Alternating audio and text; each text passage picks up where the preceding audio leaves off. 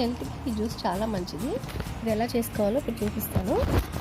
ముందుగా వీటన్నిటిని తీసుకొని మీ దగ్గర ఏమైతే ఉంటాయో అవన్నీ, నా దగ్గర వచ్చేసి ఎండు ఖర్జూరం, వాల్నట్స్, బాదము, ఇంకా అంజీరా ఇవన్నీ ఉన్నాయి. వీటన్నిటిని ఫస్ట్ ఒకసారి వాష్ చేసుకోండి, పైన డస్ట్ అంతా పోతుంది. వాష్ చేసుకుని మరలా వీటిని రాత్రంతా కూడా వాటర్లో సోక్ చేసుకోవాలి.